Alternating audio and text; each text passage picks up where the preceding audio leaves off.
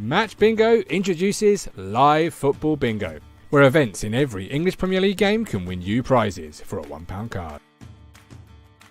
And the fastest full house of the season is worth £20,000. Head to matchbingo.co.uk for more information. Over 18s only. Be gamble aware. Get yourself over to matchbingo.co.uk for more information.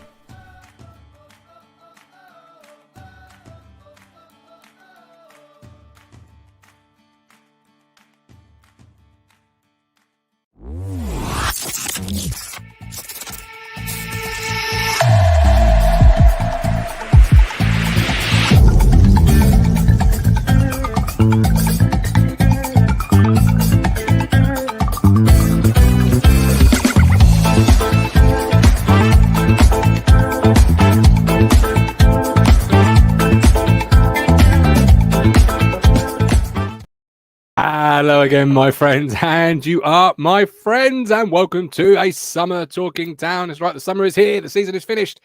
And how are we spending our weekends? Let me know in the comments. I'm going to ask the two boys when they come on, how are you spending the first weekend, the subsequent weekends? I think the official Twitter account tweeted out 12 weeks or something like that until competitive action. How do you spend or intend to spend it? We'll be here as many Sundays as we can. We're having a little break in June.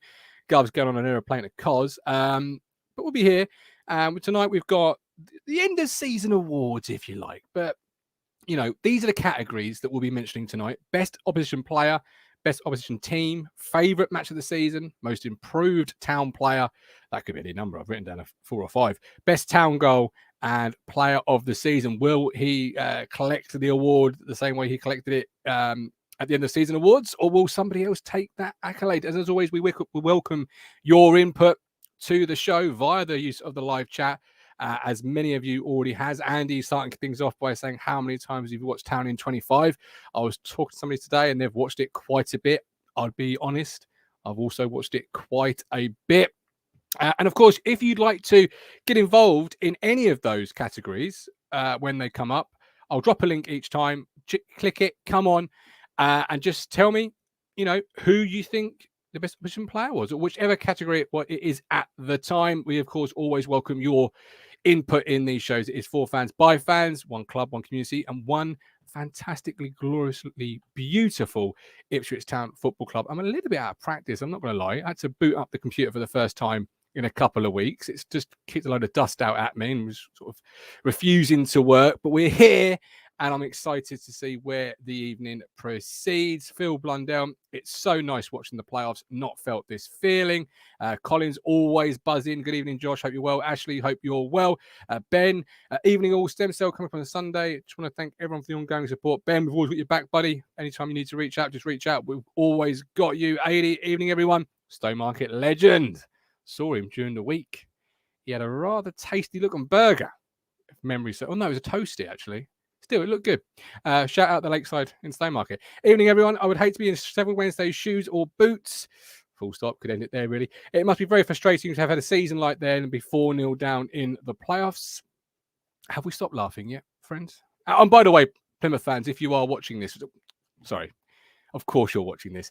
This is a town podcast. Now, you did win the league, but because you don't mention you in the next 60 minutes, other than this little bit here, don't think we don't care about you or that you are somehow being belittled by not winning the league. You know, I keep seeing you on social media. There was an article of Baptist Town. What about our article? Well, this is a fan podcast for town fans. So, you know, apologies if you're not mentioned throughout the next 60. Julian Took. Posh played very well against Port Vale a few weeks ago on Sky. We beat them, of course, but dreaded them in the playoffs. Now, hit the like button, subscribe, all of that wonderful stuff to continue helping the platform to grow. That would be brilliant. And we are live through the summer on a Sunday at 7:45. This is our new little time in the summer. I know it made Rich laugh in the WhatsApp as to why it was 7:45. Frankly, the last time we did a Sunday night show, I was up past midnight getting this on the audio platform. So if you're listening on audio platforms, hello, please leave a 5-star review, because it does eat into my Sunday evening. So I've said, please, can we start 15 minutes earlier than 8 o'clock, just so I can maybe go to bed on the same day that we do the show. Right, that's all done and dusted. Oh, sorry, I should have started with this, to be fair. Happy birthday, Kieran McKenna. It is the great man's birthday. I hope you've had a fantastic day. The sun is shining for you. Everyone in town is deliriously happy because of you. So from one Gov to the real Gov, happy birthday, Super Kieran McKenna. Somebody get the tables. Hard truth are here. Delivering the truth that nobody wants to hear. The Cruncher and the Media Mogul. Better practice, boys. I'm stuttering and spluttering all over the shop. That was a good segue. Cheers. Thanks ever so One much. How comes are to we, the other. fellas? Are we well? All right. Yeah. Good. Look, listen, right? How people are saying in the chat how great it is for the us to sat back, feet up, beers, take well in order for the playoffs, and I agree with them wholeheartedly. But how have we seen the first two opening League One playoffs? I'm sure we've probably seen every minute of it. I didn't quite catch the Barnsley-Bolton game in the end, but the main event, the league champions, of course, in action. I mean, Friday night, everyone should have been. If they could have been a little fly on the wall in our WhatsApp group, Martin left countless voice notes, didn't he, Matt? Just laughing. What they call it in Germany when you like get happiness from someone else's misery. Oh, Schadenfreude or something. I was. Yeah. Their misery was my delight. I'm not going to lie. Did you not feel sorry for them a little bit? Could easily been us, couldn't it? Well, there goes by the grace of God. But I thought it was nice the league champions, Rich, to grace themselves in the playoffs, to be fair. Well, in February, they were tweeting that. It was when we played Oxford in January. What was it? The picture of the fog at the table. Town struggling to see the top two. Oh, dear. That was the Wednesday till I died. James was there, Matt. He went and I did message him Saturday morning saying I did feel a little bit of sympathy. Only a little bit. I felt sorry for the fans that had gone in fancy dress, and then you get absolutely humped 4-0 and you're dressed as Sonic the Hedgehog. Looking a bit outside them. Yeah. Yes. When the fourth goal went in, I was a bit, oh no, this is not great for my brother. But then I remembered that this is also great for me. So, it was because I want Peterborough to come up with us because it's another local. I know you do, Rich, being your local team, but a bit of a soft spot in your heart for them. It didn't take you long to start get that in, did you? It's good to see Jack Taylor, isn't he? He looks good in blue and white. He look good in Town's colours next season. And Matt says, why would we need him? Because we got Massimo Luongo, you were saying. Super Massimo. He's here. He's there. I mean, has anyone stopped to think Barry Bannon, League One's Lionel Messi, looks so ordinary because Jack Taylor just sort of, slipped him in the back pocket. Literally just slipped him in the back pocket and they controlled the game. The next day, Martin did go, oh, actually, they were unlucky. There was like the goalkeeper error and the deflection. They were. I mean, that is football, right? I mean, that was my brother coming through because he messaged me saying, how unlucky it was and, all these different things. And I thought, actually, that's a fair point. The third goal was terrible, wasn't it? That the defending, was the one. Rich, you said that. If you look at the game overall, it probably was it a 4-0 game? No, it probably look, it was, but it wasn't when you look at obviously the chance that Smith missed early, Matt, at 1-0. He's great at that. The second goal with a big deflection off his back, which was unfortunate. Third goal was a terrible goal. The handball. Will Norris done a great save from Windass, didn't he? Where he just definite penalty, Martin, isn't it? When he bounced it with his bloody arm, didn't he? All the officials missed that. I can't believe it. What's the fourth official do? Like, don't know. When the game's in play, does he tell you back to the pitch? Because they're actually rarely they actually put input an opinion on what they've seen. I mean, there was a red card last day of the year where the fourth official was highlighted. Bolton, wasn't it? It was the Bolton game where he's highlighted the old use of the elbow. Yeah, he didn't see that. He didn't see that pen, did he? He didn't see that. What about you see actually do the fourth official don't give penalties. He don't get involved in stuff like that. He could have a word though, couldn't he? No, he's not there because he's not there to scout. The other three are there to see that. The other three are there to see that. That ain't his job. He's not won a scout competition, Rich. He's not there just because he's won the mascot package upgrade. He's got a certificate. He's there because he's got a proper referee's diploma. Well, he's normally there trying to keep the managers in their little technical area, and he's doing all the things. Them important little things to do, isn't he? And when the sub warms up a little bit too near the pitch, he's a pen pusher, basically. The kid that ripped his ticket up. What about the kid who ripped his ticket up? Would you have ripped your ticket up if you were sure? I probably would have done. Well, He didn't rip up the barcode, did he? Yeah, clever boy. Well, you can just show the barcode, can you? Yeah, he's still got that barcode. Good for clicks and likes. You know? Yeah. I expect to see Well, some I'd be, Norwich fans if I was a turnstile operator, I'd be going, come on, where's the rest of this ticket? Matt's got a little bit on it about Aaron McLean, haven't you? Yeah, that guy gets where Walter can't. Let me tell you, he does that game, right? And then sometimes he's in the Sky studio. And then the next day I'm watching Notts County Chesterfield and he's pitch side there. He did like 150 appearances for Peterborough and about 40 for Aldershot and a few for us. I don't know. He's a nice fella. I like him. But he just like, he seems to be becoming the main pundit on all these things. I'd just like Am I alone in thinking they could possibly get someone of higher profile? But I thought he was fairly decent. But Paul P says here, to be fair, I've got a question for you, Matt. Who was the commentator for BT for the National League Player Final? Because he was brilliant. Yeah, Adam Summerton, his name, isn't he? Very good. Very good. It was good, yeah. I like BT. What a game that was. What a game. What a game. Poor Cookie. although I didn't watch it. It was a very good game. Not interested.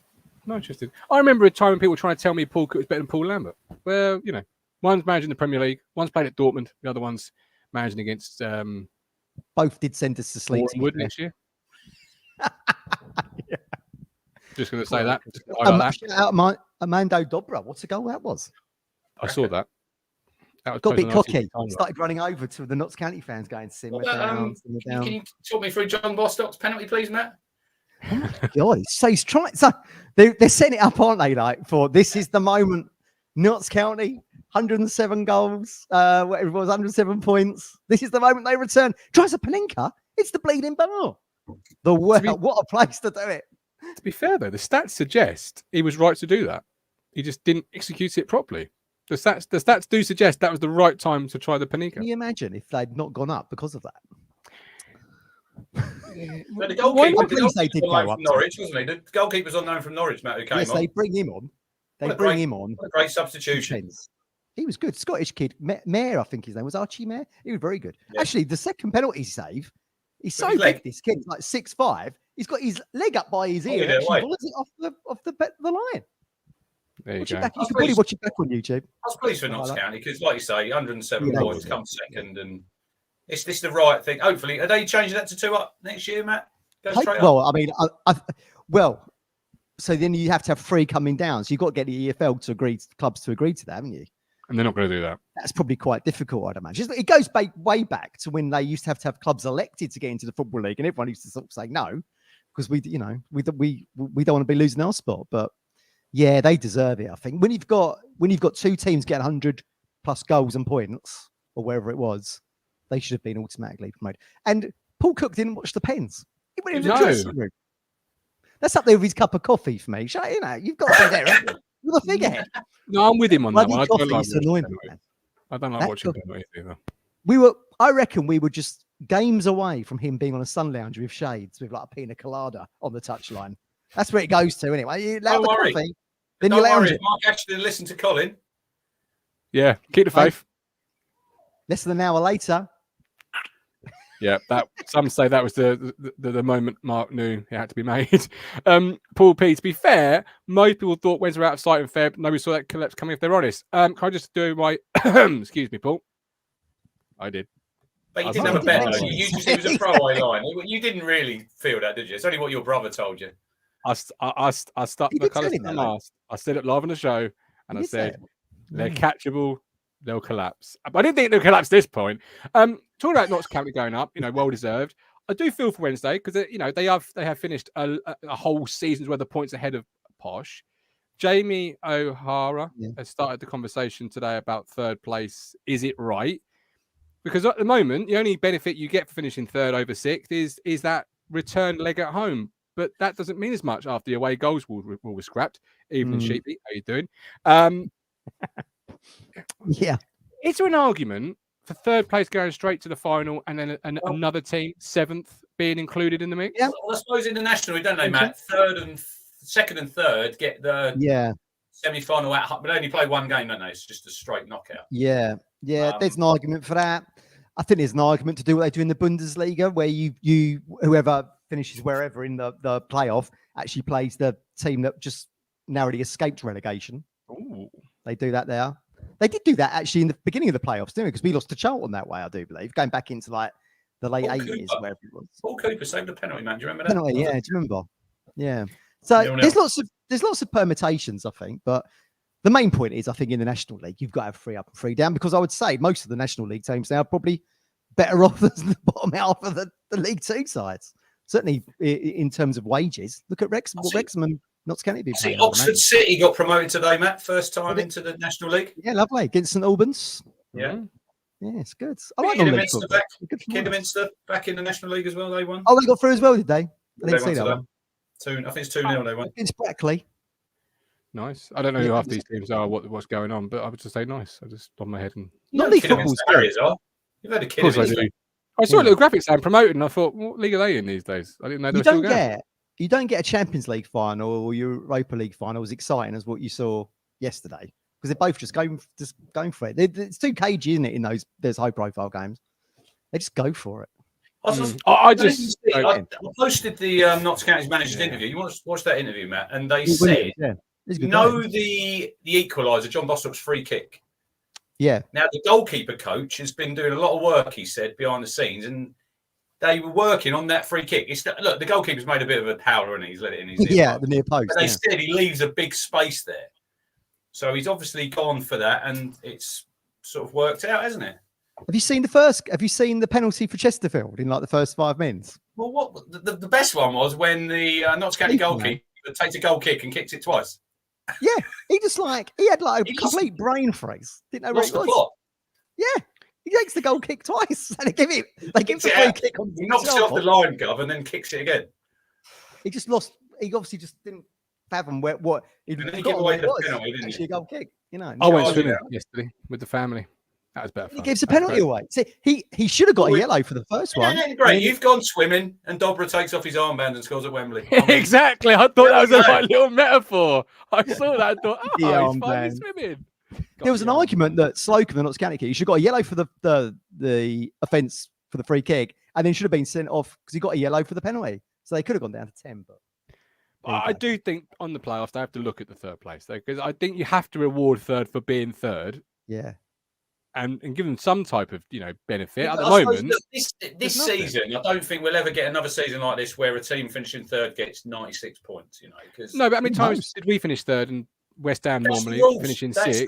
That's the rules. It's too hard. The rest. You can still weight it a little bit. You can still reward them for being the better, superior side. I mean, the points. Yeah, you don't get that. Yeah, other than the home leg, is the second leg. Doesn't mean as much. This is why on Friday night, when Sheffield Wednesday finishing 19 points clear of Peterborough, and we're all sat there with a cigar on the sofa, thinking it's brilliant, aren't we? We are. Yeah. Would you sat Darren Moore? Because I've had a couple of conversations with some Wednesday fans and some chat in the conversation in the chat. My brother, Wednesday fan, he's all in favour of sacking Darren. Says he's a great manager, but tactically doesn't change a game. And I don't think you can. I think with the collapse and that, he's responsible for that performance. I think you have to. But who would come in? I don't know. I mean, look, I would say probably someone like McCarthy would be someone they need. Someone who's been around the block to and get him. Mick McCarthy's finished. They're not appointing him. Well, they're not appointing him. Walnock's the one they probably would do him the job, but two dyed in red and white with Sheffield United. Surely your Cowley boys would be the bookie's favourite, wouldn't they? Would they accept this? Would they accept this accent at Hillsborough? All right, lads.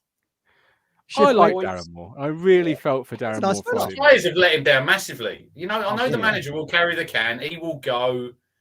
Look, Byers is a massive miss in midfield for them. Josh Windlass has just come back. Yeah. But listen, Barry Bannon can go back to being the best player in League One next season, and we don't care.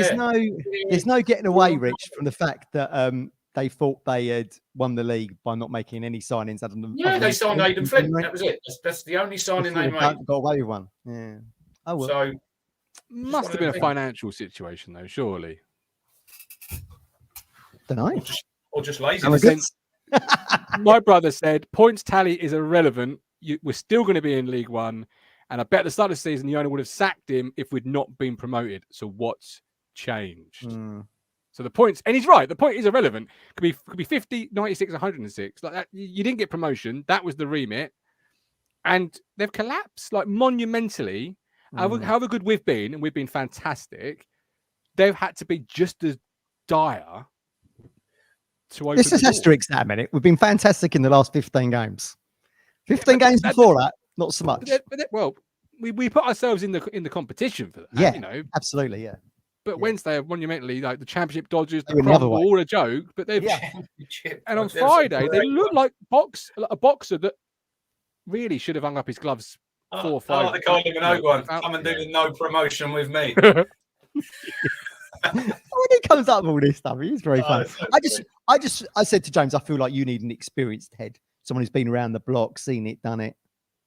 Carl Robinson. He's at Leeds at the moment with Big Sam, isn't he? Yeah, only because Sammy Lee's on jury service. Sammy Lee. I can't. That's such an excuse that it's almost too bonkers to not be. Surely, if you're Sammy Lee, you're too well known to do jury duty. Us three couldn't do jury duty now, could we? We're too well known within this community. That being said, I want to give a shout out to Debbie, who I saw this morning at church. She said, "Oh, I watch your stuff on Talking Town. I sit in the North Stand. We'll stand in the North Stand." So, cheers, Debbie. Appreciate it. There you go. That's how it speaks volumes. Well, the defendant knows who you are. It's the governor. Get him gone. Judge has got you out. I don't want to do jury service. I'm not a big. No. Anyway, question from Russ, guys. Who would you like first game at home, and what ground are you looking forward to visiting next season? We'll start with that, and then we'll go into the awards. What do you think? I fancy West Brom first game because they'll be in such a state of transition that I reckon, and with Ismail coming in and the high press and all of that, I reckon it'd be a really good time to play West Brom first day. What do you mean Ishmael coming in? Not Ismail, sorry, I've got the wrong club there, haven't I? Ismail's gone to Watford. Watford, yeah. But still West Brom. I mean, you can have either, really, because they're both in transition. So you can have either W's, Watford or West Brom. Both in transition. I'd have either. We're going to be either twice next year. Anyway. I've already told your friend that. Oh, Chris, he's very down, Chris. He thinks that they're going to struggle. They're going to struggle hugely next season. I said you could be playing bloody Notts County in the old Papa John's in a couple of years. He didn't answer that one. No, he said I've been borrowing your jokes, and I said you're already starting on -6. Yeah, I did when he said that to him. Yeah. You've been that was great mind. You didn't know I'd said that. No, I didn't. I'd like someone like Stoke at home or something. Stoke. I like how Jamie Carragher says Stoke. Yeah, we want to get 3 points on the board early doors, right? Have a home game. I wouldn't be surprised. I would be surprised because we're doing the pitch. I think we probably might request to have another week. They already have requested it to be first day. I thought they probably would. So I think they'll be like QPR for me. Like a nice trip to London or Millwall. QPR, Loftus Road, been there. By the way, the Cruncher is making his return to the football pitch this Friday at the Den. Yes. Are you still called the Cruncher? I thought you was called Mossy now. Mossy. It threw you, didn't it? It threw you when Conor Bennett on. If no one's listened to it, get over to BBC Sounds. Yesterday morning, Conor Bennett. You didn't like it, did you? Can we see this tattoo? Well, I don't know if you can actually see this. I've not seen this. Where is it? If you put your arm in front of the camera, it's there. It's there. Yeah. We've got Super Kevin McKenna. You've had more people comment on that, like you said on Twitter, than voted in the local election. This is great. Loads of Norwich fans. Loads of Norwich fans. Just, I mean, why are you that bothered? Why are you that bothered, boys? Anyone would have thought you'd tattooed it on them. I mean, unbelievable. Everyone's got an opinion, haven't they? We should all get Super Kevin McKenna tattoos. What ground would you be looking forward to going to? Because Martin's going to do some away trips this season, he said. I am. Carrow Road when we smash up the budget. Well, Mossy's sorting us tickets. That's all good. We'll have them.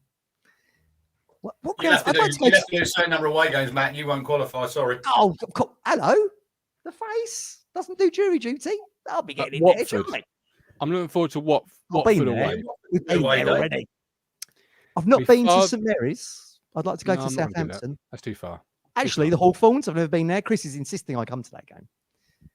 He won't be insisting. You don't leave the Chelmsford postcode, so Oh, please. Not- I was spotted in Milton Keynes. I remember. MK Stadium. I remember. Do you remember West Brom away when Manuel Thetis scored that wonderful overhead kick from on the floor? And he got sent off, didn't he? Yeah, then he got red card right here. There they go. I mean, what a player he was a bit sort of Jekyll and Hyde, wasn't he? Yeah. From Nice the and yellow, sublime isn't to the ridiculous. That's Was that probably Joe it. Roll signing? Was that Joe Roll signing? No, that's Burley era, way He before. was That late. was, Early, was it? He played in the first leg of the 2-2 game at Bolton. Oh, I I'm thinking remember of- him dribbling across his 6-yard box and getting tackled by Dean Holdsworth, and it just fell into Richard Wright's hands. And you're thinking, what the fuck are you doing? My big God, up, David. 50. Thank you very much, David. We appreciate it. We love you. Thanks ever so much. Yeah, Watford for me, because my father-in-law is a Watford fan, so I look forward to taking him all the way down to Watford so he can see Kieran McKenna or Kevin McKenna's Ipswich Town side, teach him how football is played, Wouldn't and then it we be can funny drive all the way if, home with him upset. Wouldn't it be funny if Kieran's actually got a brother called Kevin? They're all named after Kate. I didn't realise it looked like Kevin until Connor Bennett had highlighted on the It interview. doesn't. It doesn't look like Kevin. No, it don't. It don't. I I'm didn't. thinking Anyway, about what's his face? You two Santos. didn't even listen. You two didn't even listen when I actually said it, because you don't I'll tell you something. remember me saying it.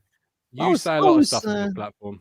If I I'm listen sure. to every of it, I Was it would. yesterday? I was at the boxing. I was boxing yesterday. I'm thinking of Santos, isn't it? That's Sure. your Santos. name, wasn't it? Santos, yeah. I heard a rumor that he would wear sort of really big, thick glasses. Was He that did. rumor Yeah, true? I saw him like Yeah, that. he did Yeah, I make did. glasses. Yeah, very The way he stupid. tackled Like that, it looked like it was true. It's playing a lot, didn't it? Yeah, the way he tackled it certainly looked. I went sort to of led itself. Cardiff away at Ninian Park, Matt, when he scored his only goal and we beat him 3. Yeah, I remember Chris that. Bart Williams scored that day. Oh yeah, That was Chris when we had the Martin. burgundy Yeah, kit. like that. Remember the burgundy Yeah. away kit? Lovely Yeah, I kit, do, that yeah. was. Yeah. Right, best opposition player. Let's kick things off with the awards. Best opposition player that you've seen play against Town. The link's there if you want to come on and say who you feel and just what you feel about this particular bit, because otherwise we'll get into the reads of one last thing. Best opposition player that you've Is seen. that vetoed next season? Is that not allowed in the championship? One last thing. Is that not allowed next season? Well, I've been practicing my button skills. I was going to say, if they so- say that, is that trapdoor moment? You're gone. Literally, it's going to go goodbye, and then they're gone, just like that. And then they can One come back, last you know. thing. If you say one last thing, it's definitely. Let's practice it. Let's do it again. One last thing. There you go. That's Okay, good. I'm all summer, literally, like the Rocky film. I'm sitting here just doing that, just practicing my finger. With those trigger fingers, you could get on the old "Who Wants to Be a Millionaire." You know, you got to put the A, B, the C, and the D in the right order. Yeah, fastest finger first. Fastest finger first. My finger Fastest skills that I've finger often in West been- Suffolk. Yeah, right. Best Go on, then. opposition player. Phil Blundell go will be joining first, us very shortly to tell us who's his is. go We'll first, go Rich? first. Rich. Who you got? I'm going for the best goalkeeper in League One, Michael Cooper. Thought you might. Yeah. Very good. Yeah. Been there since he was 8. It's impressive. Good keeper. And look, he obviously got injured in it. Sheffield Wednesday, missed a lot of the season, but he was making, I think, the stat I see before that game, 3 saves a game, Matt, he was making. So, Very good, look, good young keeper. Will Plymouth keep hold of him? I think they probably will now they've got promoted, but there'll be a lot of people looking at him, I think. Yeah, I agree. I was really impressed with him at Paul Road. I thought he was really good. He was good off his line, good distribution. Look, he's up there with obviously Christian Walton. But yeah, I'll go Michael Cooper. All right, Matty Phillips. He was unlucky, wasn't he, having missing their running, and I think he missed the cup final, didn't he, at Wembley? Yeah. In that. Well, I've got Cooper on my list. Do you know what I'm going to say? I'm going to say Morgan Whittaker. Okay, yeah. Same as Lee here. Yeah. Just for the fact that I think that signing and the impact he had over 20 games, 25 games, gave them such a platform, certainly at home park, I think. Because I think he got 9 goals, 7 assists. And look, shout out to Plymouth up to January the 1st, and then shout out Plymouth for being able to continue it. But I think he gave them, I think he was such a pivotal signing. I think he probably gave them the platform that they built up so much in the first half of the season. It was like they was almost uncatchable in the second, weren't they? At the end of the day. Yeah, absolutely. Ben says, don't want to hear any shouts of cash in. Ben, you better close your ears because I'm about to have mine say in a minute. And you know what me and Cashin are like. No, it's not cashing. It's not cashing. Mike D says Barley Mumba. Craig says Santos at Bolton. Dizzy for Neil. Quite a few Barley Mumba comments. Too many. He was good, He was a Mumba. Yeah, nice player. I agree with that as well. He was He good against us, wasn't he? Scored twice. Yeah, absolutely. Crap Jack at Bournemouth, Taylor. though. We scored the vital. Yeah, point, but didn't do you he? remember down a bit of Northstone when he tried to do that turn and knocked it out for a corner? He had a Yeah. stinker. Look, he scored the goal.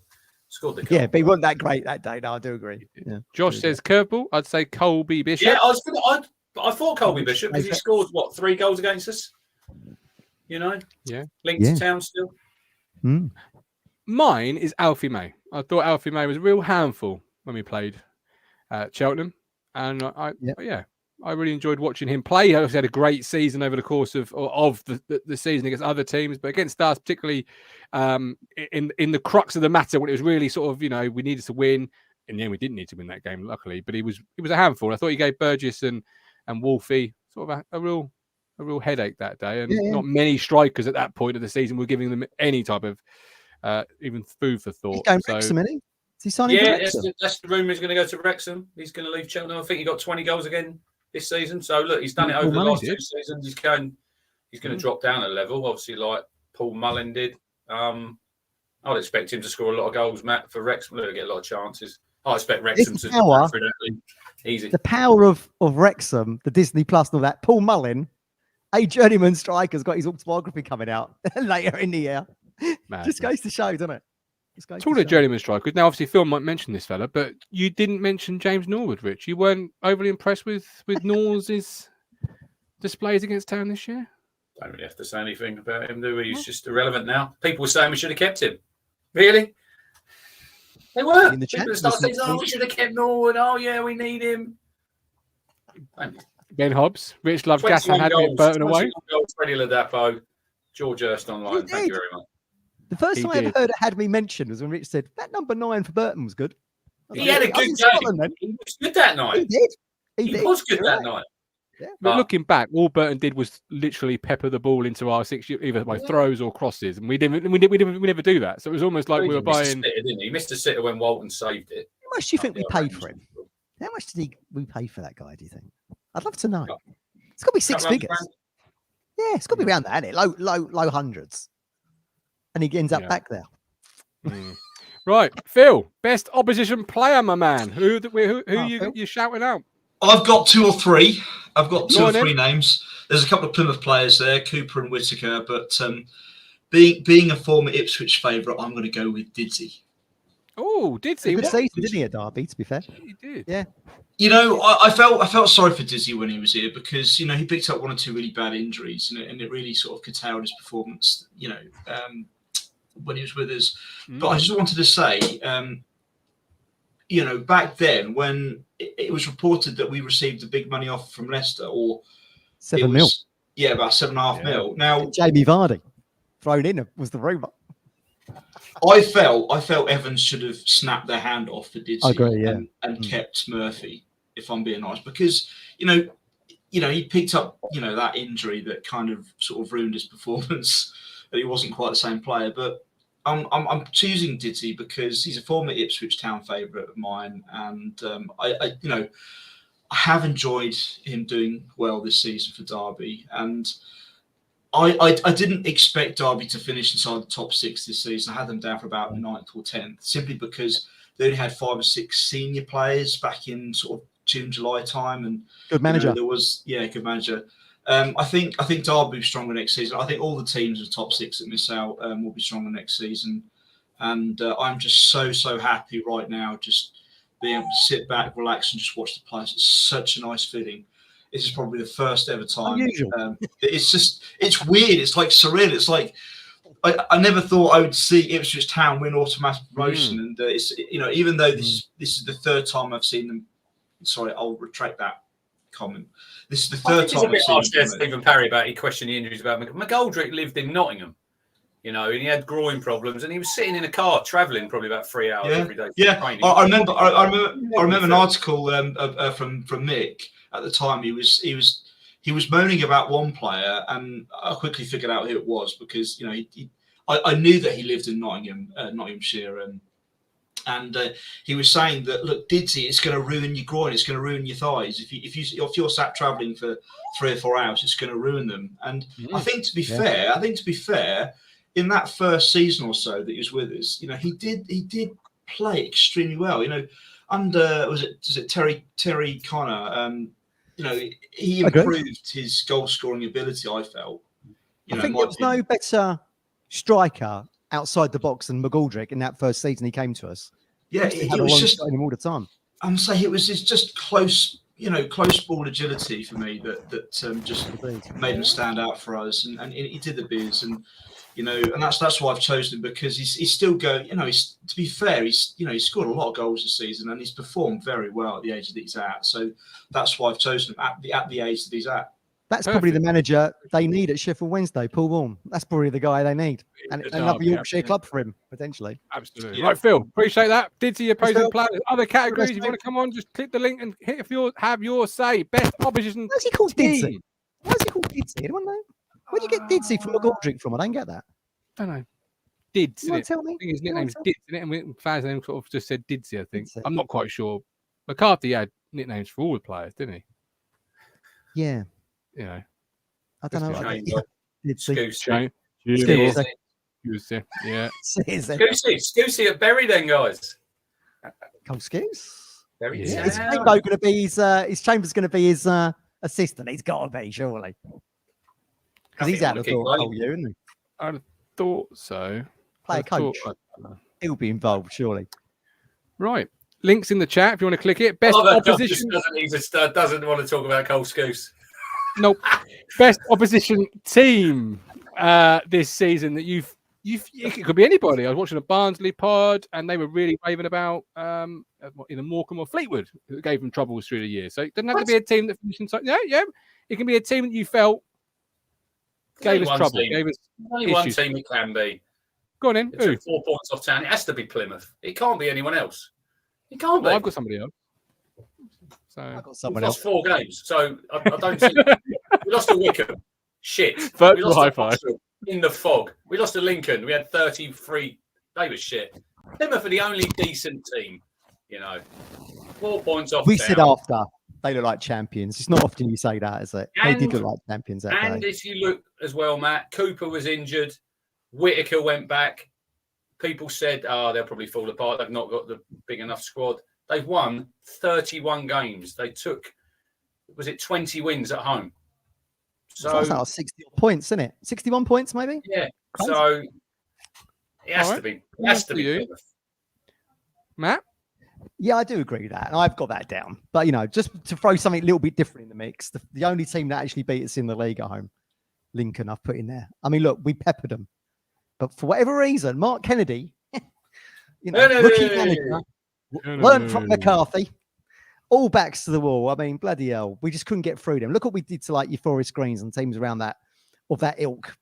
We absolutely dominated them. But in that first half of the season, when clearly McKenna was still finding his feet a little bit, we just didn't have the wherewithal to be able to break them down, and fair play to them. They're the only team that beat us in the league at home. I think Kennedy will turn out to be a good manager, Obviously, like I say, I feel like he's the McCarthy's protege. You see where he ends up. But yeah, they were spot on that day and did a number on us. Yeah, great. Absolutely. Next category, I've got Leanna coming on in just a second, will be most improved town player this season. My shout for best opposition team. Richard's viewed it with the league table scenario. Fair point. Plymouth probably are. Lincoln, for Matt's comments there, well. I'm going to say Cambridge. That's who I felt played well against us twice. Took points at their place off us. We were at 6 and 7s. And in the home tie, we won that. But we were labouring for a good period of time. Needed a bit of magic from Carl. Cambridge is the best team that we play. Come on. For me, they gave us a lot of trouble. They gave us a lot of trouble tactically. They did at the Abbey at home. They didn't fucking cross the halfway line at Pullman Road. But that's part of football. It did really work. You keep telling me the dark arts are part of football. So not crossing. No one says in the manual you have to cross the halfway line. You can sit there if you want to. And until Carl Edwards' magic moment, it looked like another huff puff. We'd already scored. That was the second goal, wasn't it? That was the second goal. Yeah, that was his absolute cross that he got the inside of the boot. I just thought they were a well-drilled, hard-working side. Would have been 2 up if it hadn't been for Walton at the Abbey. They looked all money that they were going to get relegated, and they won. Was it 5 out their last? I think 9 games. They've had another big clear out down there, Matt, as well. There's a lot of players leaving. Ben Hobbs, great shout here. Port Vale. Ironside, is Ironside still there? No, he's going. Yeah, he's going. Is he? Yeah, he's on the list out. There's quite a lot. There's about 9 players. Be interested to see where he ends up. I do like Ben's shout here though, Port Vale, because obviously the home tie was a back and forth, or away tie, sorry, was back and forth. Then at home, 2-goal pushed lead. us, you know, despite being without a manager. So that was a good performance, to be fair. Managerless Port Vale. Yeah, I do agree with that. Yeah. More so from us, because normally it's winless Port Vale, managers Port Vale, roll into town. Oh, look, here's Ipswich to give you 3 points. The Patsies. Yeah, and we didn't. Lee Anderson, best opposition team. You've heard some names. Who do you feel gave us some issues? Yeah, evening all. So based on who I've seen at Portman Road, it was Derby until Sheffield Wednesday. Sheffield Wednesday were the best team that we've faced, without doubt. We're all waxing lyrical at half time, aren't we? How they scored their goals. Couldn't we be like Sheffield Wednesday when we drew 2-2 with them? And now we all want to be like, well, that's my view. I thought they were fantastic until, if Broadhead hadn't scored that free kick, we were getting beat, weren't we? They were and I thought, and they were at a good time. We were on an ebb. We weren't very good, but they were the best side I've seen. I mean, I don't know how many. Has any team scored 2 goals? Any other team? We've conceded twice at Portman Road, twice at the Barnsley at the start of the season. Scored 2, didn't they? Portsmouth scored 2. Portsmouth 3-2. Portsmouth scored 2. Yeah, so not many. Not many. 2-0 up. So I think Sheffield Wednesday. Now Plymouth played really well against us. They really tried to match us, but they tried to nullify us rather than try to go out and beat us. Sheffield Wednesday. Are we looking over playing both teams home and away though? Not just at Portman Road. No, I just based on who I've seen. I didn't go away. I mean, I watched them all, but I can't remember. I mean, yeah, Plymouth had 20 minutes against us. They scored 2 goals at the end of the game, didn't they? But and don't forget, Sheffield Wednesday gave us a real hard time. Only the same as Plymouth when we played them. Both away games. They were very similar. The only difference was we had a 2-goal advantage against Sheffield Wednesday. And Plymouth we only had 1 goal against Plymouth, but they came on strong second half. But I think the strikers and that, I would go with Sheffield Wednesday. Derby at home to shout when we played in the black. I mean, look, we only won that game because Jackson watched Davies do the pass back. See, I thought that. See, when I seen Derby, I thought they had some really good technical players. I thought they were a good side. And I think I've said it on here. And I thought they'd make the playoffs because they were still quite low down in the table when we played Derby, but I thought they had some good players, but they've obviously not stayed the course. But they were my dark horse for the playoffs, I think, Derby, because they had some good players and they played. They put the ball down and played. Good manager. That would be mine. Azuria, you can stay for the next category. Most improved town player this season. I'll come to you last because I've just sort of put it on you there. Rich, most improved town player this season. Right. I'm going to go for a defender. I'm not going to go for who people think it might be. I'm going to go for Leif Davis. Okay. Over the season, right? So when we signed him, didn't know a lot about him. He'd obviously been at Leeds, been at Bournemouth on loan, and played a lot of football, had he really, when you think it in the Football League. And from the first game when he gave away that penalty, it's probably a little bit unfair that he was chucked in that day, wasn't it? Because he'd been to Australia, and he was on their pre-season tour. Yeah, struggled a little bit. And Ben Hobbs makes a really good point there, just back in the comments, Gov, about his defending. It has come. We can wax lyrical about his assists. I think he's top assist in the league, 14. I think. Over the season, but he's defending as well, has come on massively, and I think he has massively improved. He would have been the shout for player of the year as well, I think, because he's been that good. He obviously got in the League One team of the year. He was picked. We probably could have had more in that, if I'm being honest. But I might have gone for Burgess, but I thought Matt might go for Burgess, so I'll go for Leif Davis. Leif Davis for Rich. Matt? I have got Burgess on the list here. because I gave him pelters. Said he wasn't good enough for us. But in those last 15 games, where we've just conceded 4 goals, he played a really huge part in that. And also, I've mentioned before, he got the injury, and he didn't waver on that. He played through with the mask. It was really good. But I'm actually going to go for Humphreys, because if you think back to the start of the season when we lost to Colchester, and he started that game, and he had 2 really good chances, didn't he? And he stuck them over the bar. And I remember Martin going, he should be sticking these away if he wants to get in this first team. But look, circumstances meant that he actually ended up playing 17 league games. He did 26 in all competitions. And he only scored 2 goals, but they were pivotal goals, weren't they? The opener at Port Vale and then the equaliser at Lincoln. Again, here they are again. Nearly beat us again. He come through that header. I just think he showed... look, we know he had some maturity about him, the way he presents himself. And I said, I feel like he might go on to be an Ipswich captain maybe one day. We'll have to wait and see. But from Colchester to the end of the season, he looked a different player to me. And that's what minutes gives you, I suppose, doesn't it? When you're thrown in What happens to him next year, though, Matt? For me, I mean, look, I know the Fisherman thinks he's championship ready. I ain't going to disagree with that. But for me, the fact he's only played 17 league games in League One, I'd probably stick him out on loan into another League One side. But that's not to say I don't think he couldn't play in the Championship. Look at him against Rotherham. Scored against Rotherham. Took him to the cleaners, didn't we, in the Cup? But I think there's going to be people just ahead of him in the pecking order. That's my take on it. Yeah, you don't want to lose him in the numbers game, do you? No, absolutely. I'd go and get more minutes. This is what he's shown. Got to be the right loan, Lee, hasn't it, for him? Yeah, because absolutely. we've all seen players go out on loan, and like this season, Baggett went to Gillingham, played, then he went to Cheltenham, hardly got a game there. I think, and Darby, did he play much at Fleetwood when he was there? No, they're no good. Those loans. Be the right team where he can play and progress. Like Mizunia Orient. Look at Mizunia Orient. Loved down, won the title. Yeah. All right, Lee, over to you. Oh yeah, I think you've mentioned all the ones I've got. So improved.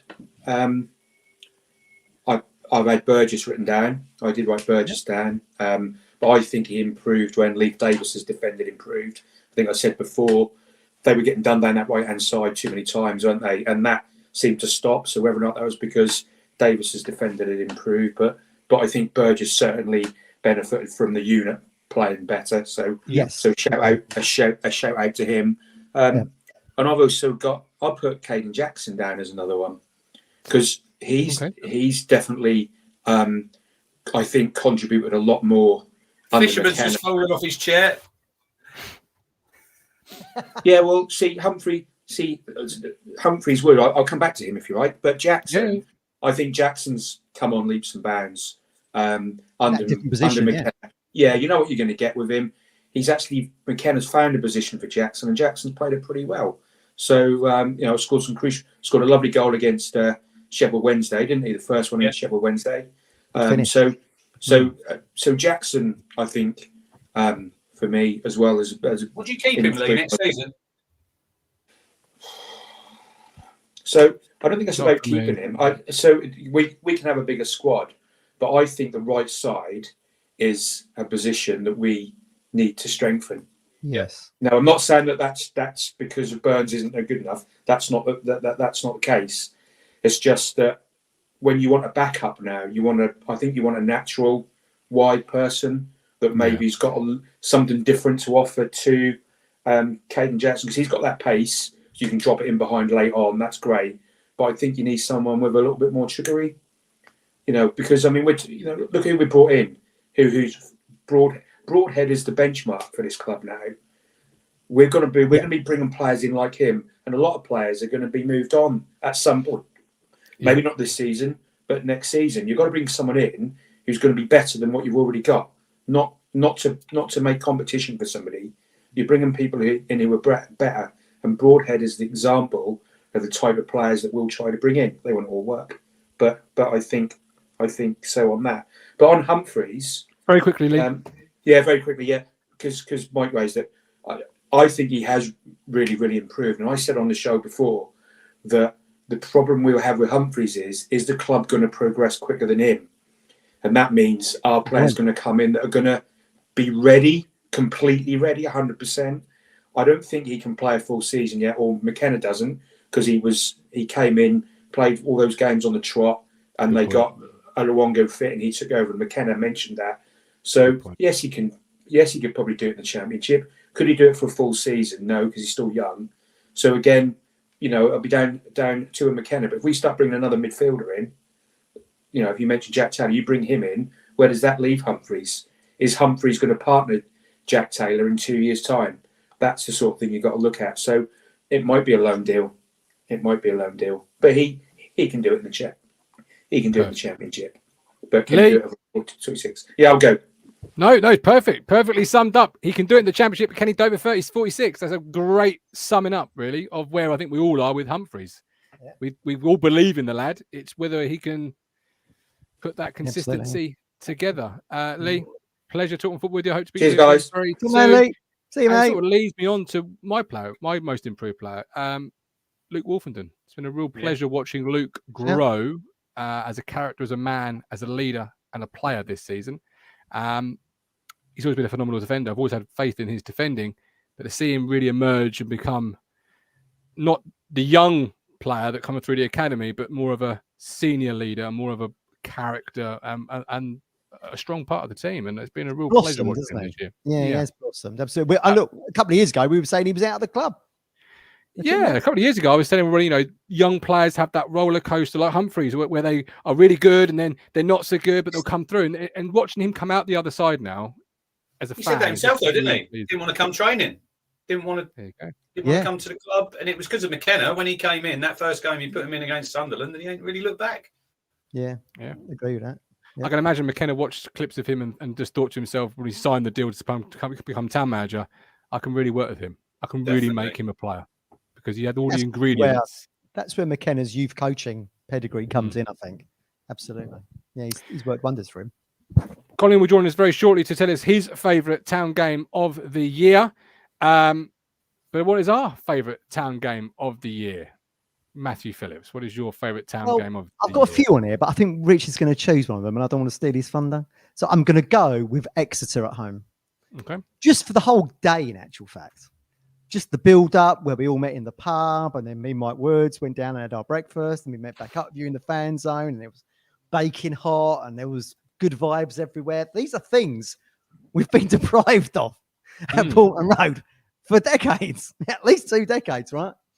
And it felt like, Rich, when we were, you think back to when we played, the excitement when we played like Inter Milan at home, and Alan Armstrong scored that header and the buzz of all of that. It felt like all those times were coming back. It'd been that drought, and now it was back. And then you had the coach coming through and the flares.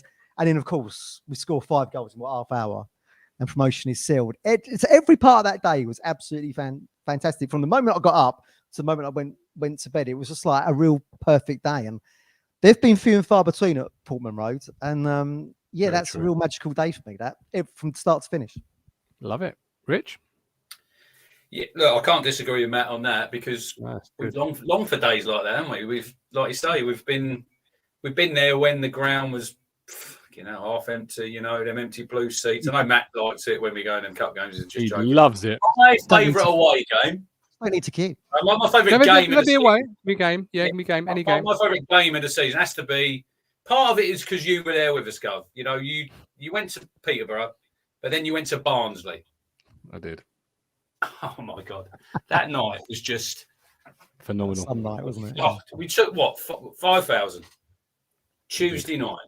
Took over. Backs to the walls for a little bit for 20 minutes. You were there with me. Couldn't get hold of that ball in midfield. No. At 2-3 minutes before half time. The Broadhead goal when no one knew it went in. There was that delay. You can even hear it when you watch Town in 5, and it's like there's a pause, and then it's gone in. But for me. And when we get to the favourite goal, this is my favourite goal of the season, George Hurst, because that was all them years of following your team away, and fucking hell, I went to Barrow in the FA Cup when we stunk out the place and shit like that. And the telly. That goal, and I've said it and I'll say it again, I've not seen an away end go off like that.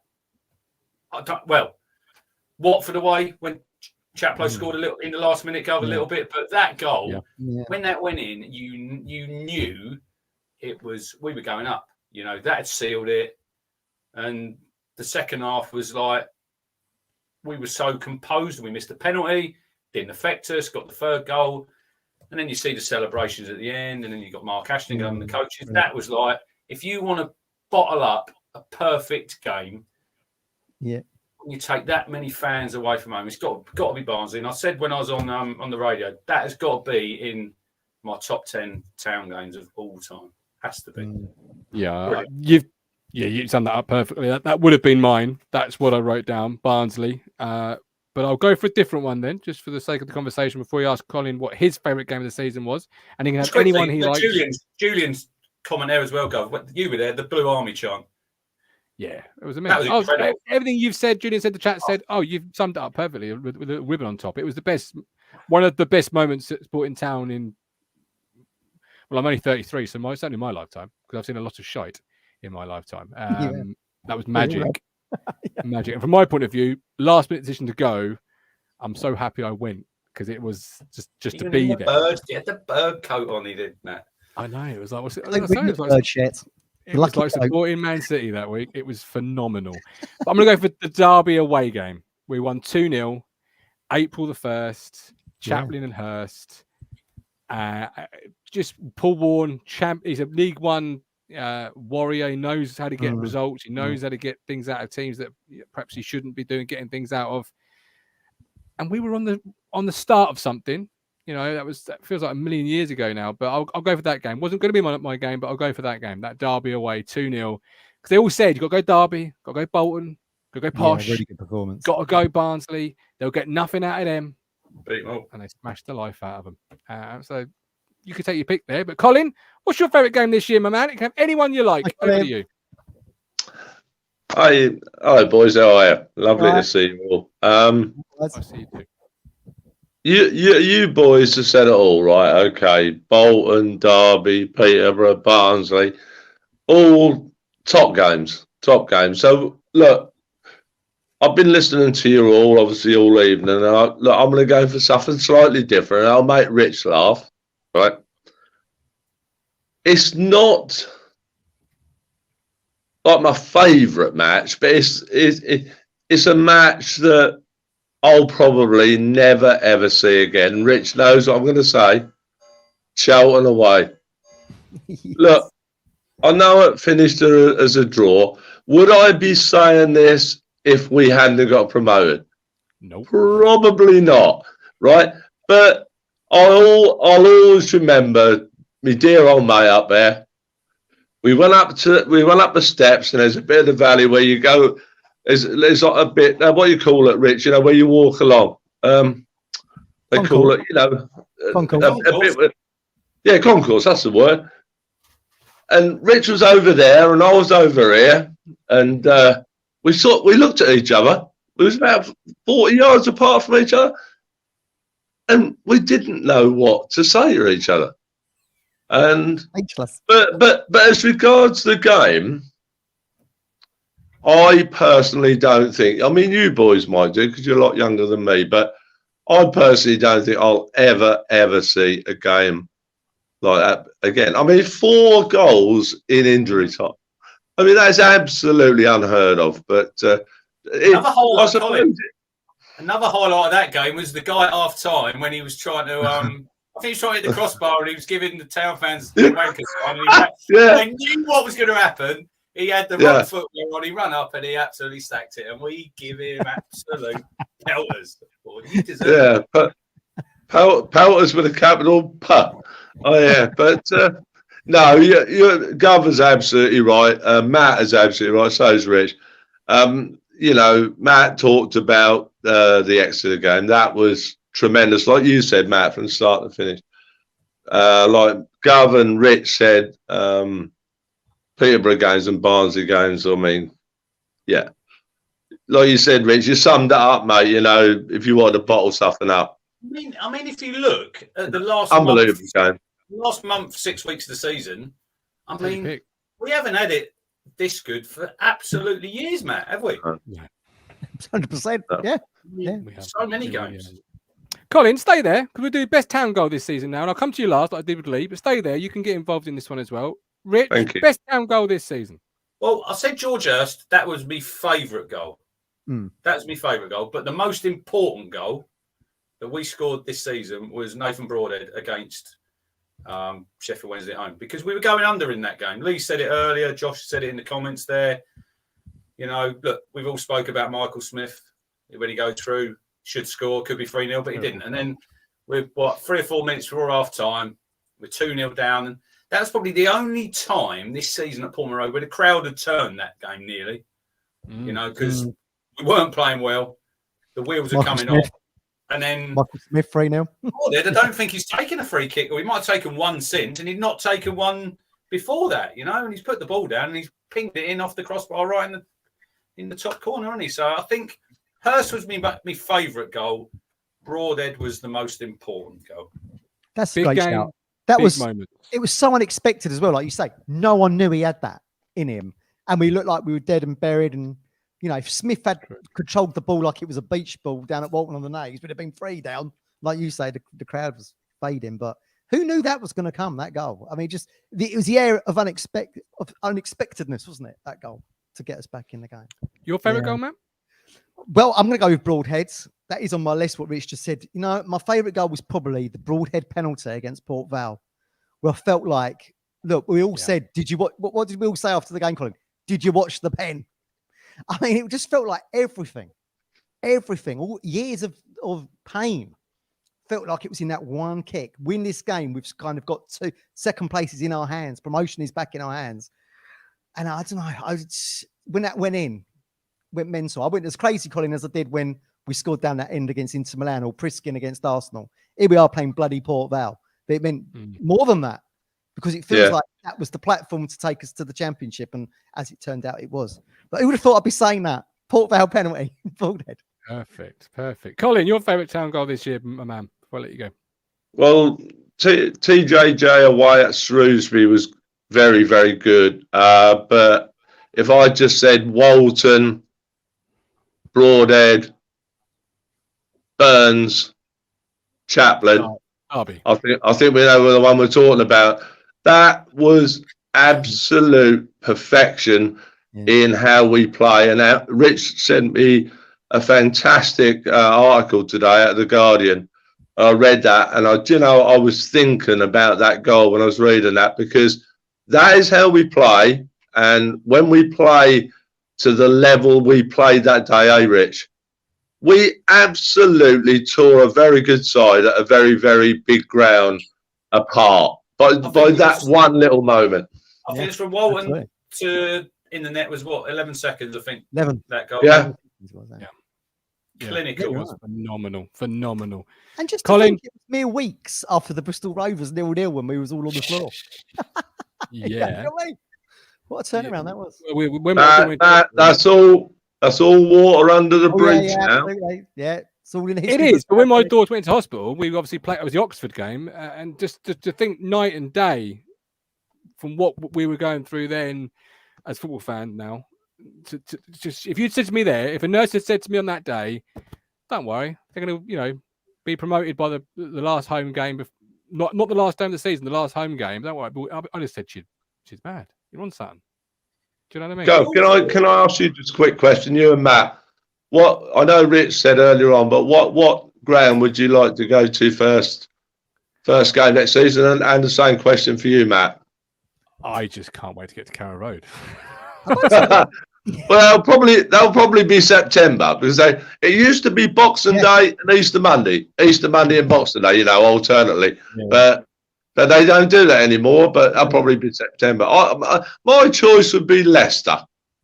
Nice little trip, isn't it, Rich? They're not down yet. They will be. They probably will be.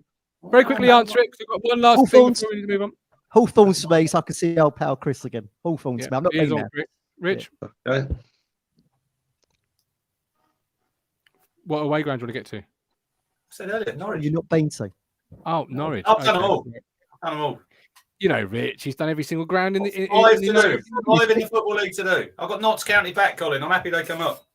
Good. Yeah, well done, mate. I've been there. Colin, we love you.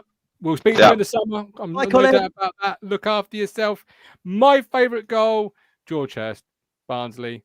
As a centre-half, I just love watching it, because as a centre-half, I can appreciate just how That Mads Anderson was in the Yeah. EFL League One Team of the Year, and he just swatted him away like he was a fly. Get off me! Oh. It was, wasn't And it? I can close my eyes. I can still see it stride for stride, stiff arm for stiff arm. Oh, it's beautiful. You know, It's a beautiful again, moment. it's like Broadhead, unexpected moment. We've just scored. Within a minute, we've gone 2 up. Everyone's gone, I'm standing on here going crazy. Drunk about a whole bottle of wine at this point. It's only half time. And like Rich said, it kind of encapsulates the fact that it feels like this is going to be the promotion moment, doesn't it? And the angle of the away fans to the a great goal, kick. the way it hits the net as well. You can just, it's Yeah. beautiful. Mm. There's an unspoken poetry in the way that ball hits that net from an away fan's perspective, from our angle. It is just years of hurt evaporating in that Yeah. moment. It's beautiful. What was You also could good bottle was Barnsley comms crying, I can't believe it. We're 2 Always down. good to hear Barnsley fans cry. But big up Joe from Red All Over. He's been giving me a hand with a couple of things. So Oh, good. cheers, Joe. Not just good to hear you cry, Relax, but man. yeah, it was good to see you all upset that night. And the guy looks after my car for a £5. Happy Yeah, that guy. days. And he still had the tyres. Although you had no idea when I said to go, where have you parked? He's like, Don't know. somewhere over there, but I'm not sure where. Do you know what? I left early to get back to the car to sort out the show for Matt. Honestly, I walked down this street because I didn't go the way I came. For a good 5 seconds, I thought, shit, I'm lost in Barnsley. Always take a picture of the road that you're on. That's what I always do now. thought, Take a shit, picture of I'm the lost. road sign. See, And in my this is his head- experience of travelling. And in my head, I had this some image of the last of summer wine with all twisty, narrow Yorkshire streets. And I'm thinking, shit, I'm in trouble. Hey, up, you got the red car. It's on fire. I don't know Barnsley. What I've been to flames? Barnsley. It's a Tuesday night, and I'm parked in front of some bloke's house who I don't know the name of. So the local plod are going to think I'm off my head. Yeah, who's this guy? And he's covered in bird shit. Yes, exactly. This is not going to go well, I thought. Right, the big one. Phil Blundell's come back to join us for this one. We'll bring him in just a second. It's the big award. I did drop the link if you want to get involved. Have your say. It's the last one now of the night. Player of the year. Now, Connor Chaplin, baby. That probably goes to the best commentary moment of the year. He won the award, I believe, Yes. at the end of the night. So will he take it tonight? We'll find out. Player of the year, Richard Moss. Well, I did vote for Chaplin, but look, we've got to be a bit different on here because everyone's going to probably say Chaplin, 29 goals. A lot of people probably won't agree with me on this one, but I am going to go for 23 clean sheets, Golden Glove in the league, over, was it 950 minutes without conceding the goal? Two massive moments in our season. Cambridge away, 1-0. That goal goes in there. The penalty from Ironside, Matt, we lose that game. You're in the yeah, absolutely. Bolton away, 1-0. The penalty save there. Christian Walton, and he's, for me as well, he's improved. His goalkeeping is improved, but with his feet as well. I know. Yeah. What do you call him? Two touch. That was eradicated after Bristol Rovers. The old two touch. He's improved massively with his feet. Look, going up a level. Look, we're playing against better teams. It was interesting when you read that bit in The Guardian today, and Kieran says the way that we play, and there was people saying you won't be able to get out of the league playing like this. We haven't given a goal away playing out from the back all season. We haven't. So, and a lot of that comes from the goalkeeper. And look, there were certain games where Walton hold on to the ball and everyone's losing their shit, shouting at him. And you're thinking, just calm down. This is how we play, you know. This is what we want to do. You know, this is how we're drawing the opposition on. And then bang, bang, break the lines and we're through. So I'm going to go Christian Walton. I know a lot of people might not agree with me, but I think he's had a fantastic season. That's a good shout. Absolutely. No, that's a good shout, Matt. The defensive record. Well, look, you know, you think back to me meltdown, and I've had me humble pie and everything now. So that's water under the bridge, as Colin would say. But where would this club be without the signing of Broadhead? He really was. He's stolen my one. Yeah, sorry. Game changer. I mean, we are owned by Game Changer. He was a game changer because I feel like this club was going down the table, and then suddenly he comes in, and we hadn't seen too much of him. He'd been on the bench, I'm right in thinking, Richard, Bristol Rovers. Did a cameo in the fog at Oxford, and then you got the breakout moment of the goal against Sheffield Wednesday, and then suddenly he's the first name on the team sheet. Don't play at Cheltenham. We didn't play so well. And I remember you saying, Martin, he kind of like increased the team tenfold, didn't he? His absence was notable when Harness, who used to be my first name on the team sheet, took his place. So such a notable figure. I feel like he probably would have been player of the year if he'd done the whole season in terms of goals, assists, pivotal moments, ice in his veins for that Port Vale penalty we spoke about earlier. So yeah, that's my shout. Yeah, I can. Yeah, that was mine. The needle mover when we signed him, I called him, and he moved us. And the only games I believe we didn't win between January the 1st and the end of the season were Cheltenham, Rovers, Cambridge, and Wednesday. But he had big moments in most of those. Wednesday, right. Obviously the free kick goal kickstarts the resurgence of us. He's got the Barnsley goal, starts us on our way away at Barnsley. The penalty against Port Vale. Yeah.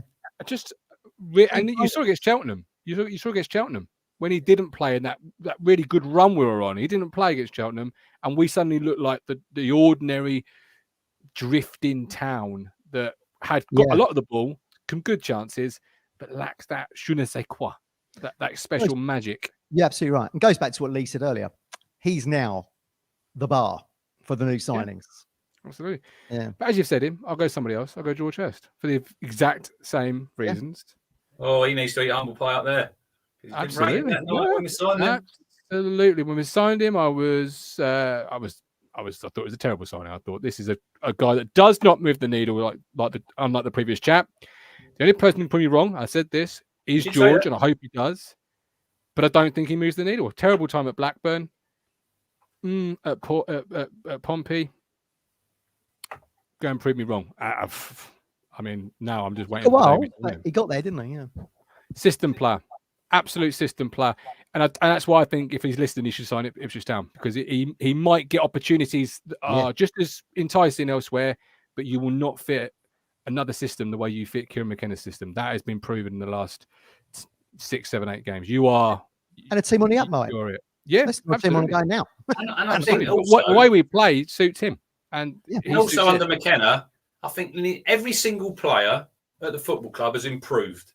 Whether you are a young player or whether you're like a Luco or a Keogh, I honestly think he has improved every single player at the football club. Yeah, shout. And not every player likes it, but he will definitely be challenged here in the sense of there will be other strikers, I think, this summer outside of him. Like there was for Big Fred in the summer, or they tried to do for Big Fred last summer. Yeah. And the Michael Jordans of the world, they take that mindset and they say, you can find 100 strikers. I'm the one, and I'll prove it to you. So, go and you might be pushed here, but use it, fuel it, channel it, because I think he'll be phenomenal, really phenomenal at Portman Road for many years. That's how he puts pen to paper. I love him.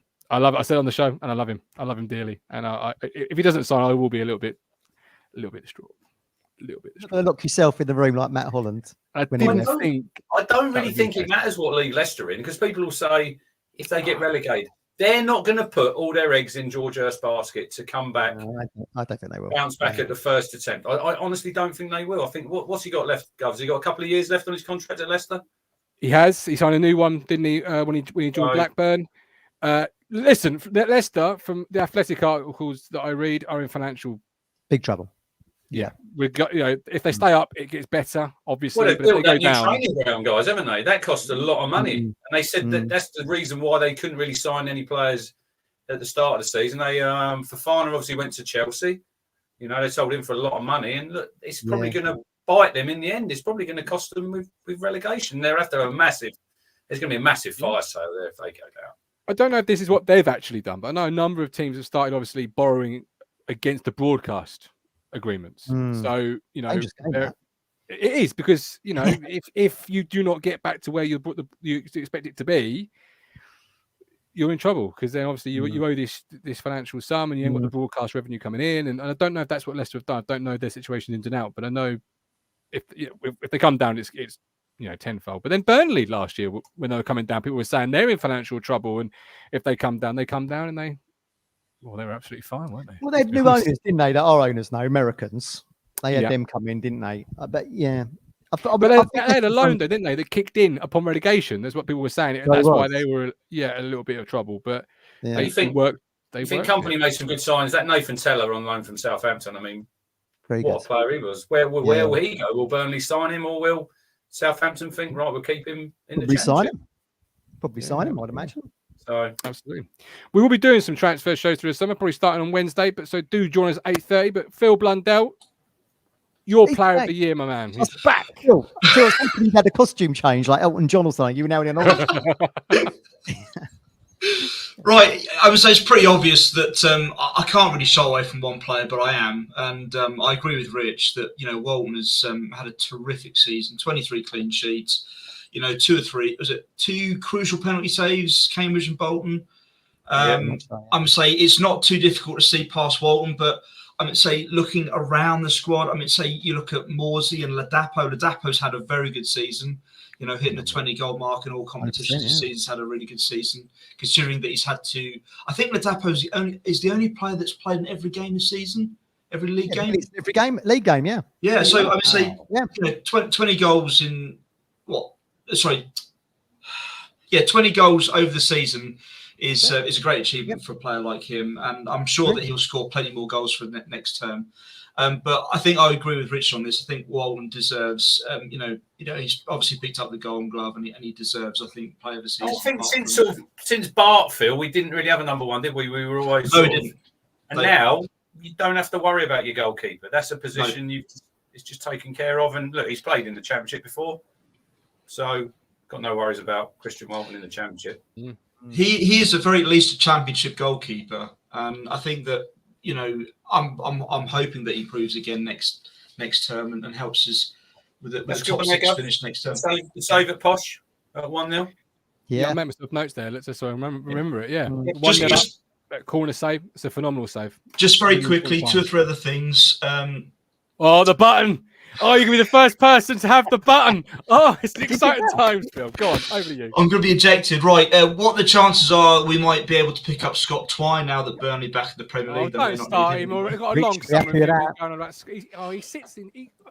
Phil, all I've heard for the last 2 years is Scott Twine. Twine's quality, but I don't think Burnley got off him. I don't think Burnley will let him go. I honestly don't. Is it? I would say, talking about goal scoring. I mean, say Chappers did claim the Golden Boot this season because I know Clark Harrison scored in playoffs the other night against Wednesday. That doesn't count though.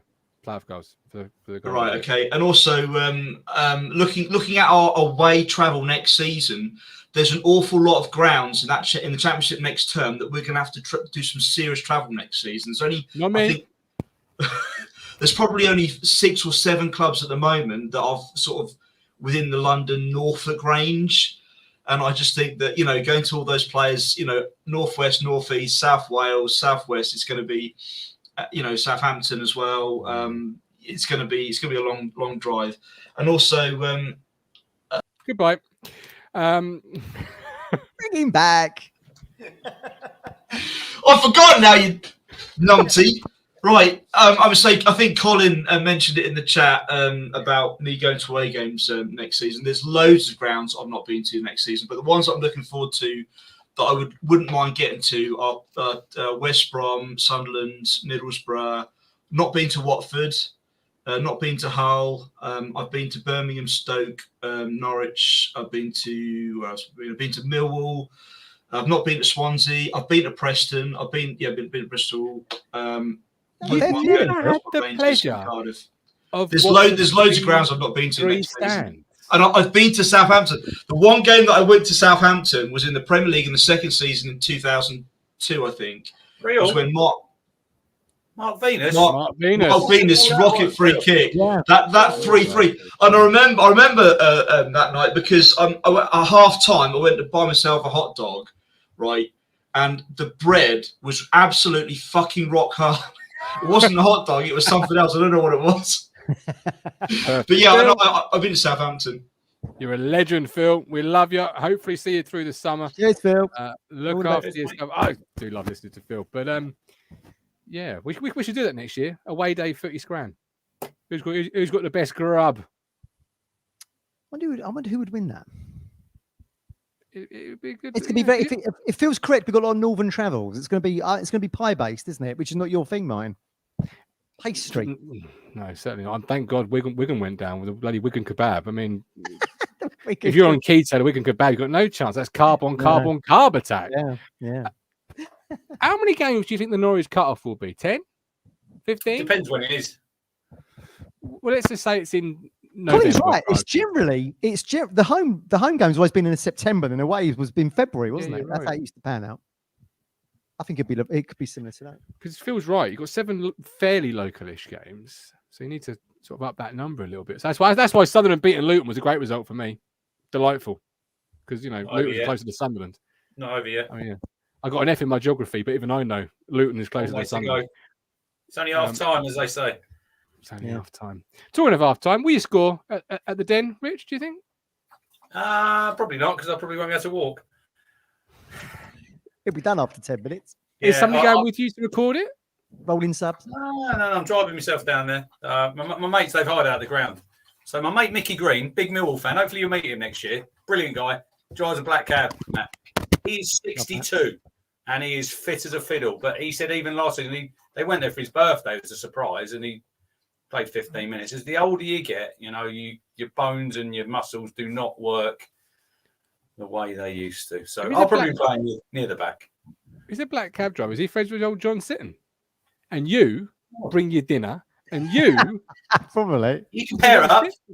Yeah, because old Sis is a black cab driver, so he might, and they all know each other, don't they? He does a podcast. Does he? He used to do a podcast.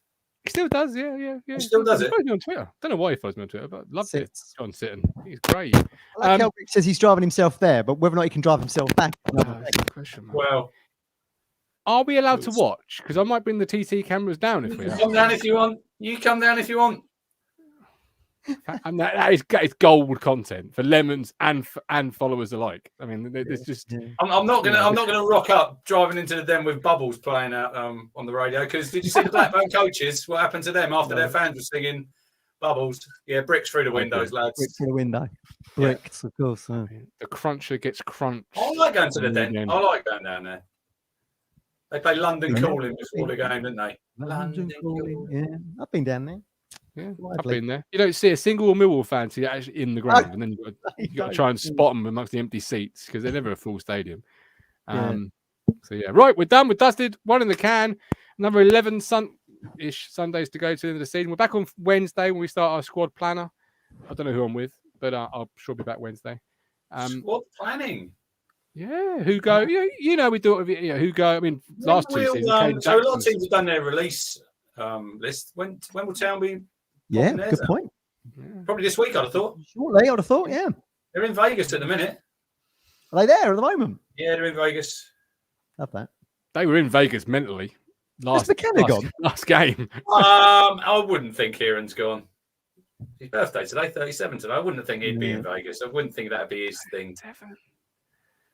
You've been to Vegas? I've never been there. Never been to Vegas. A few times, no. Talking Town away trip to Vegas.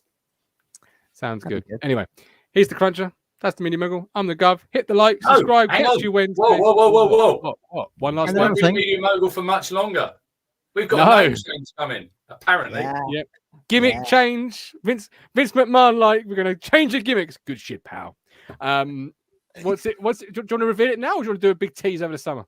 You've all seen it already. The man from Del Monte. He say yes. It's got to be that, it. People love the hat. They do. And it brought us good luck. Right, we're done. See you all Wednesday. Great show. You make me smile when I think of you.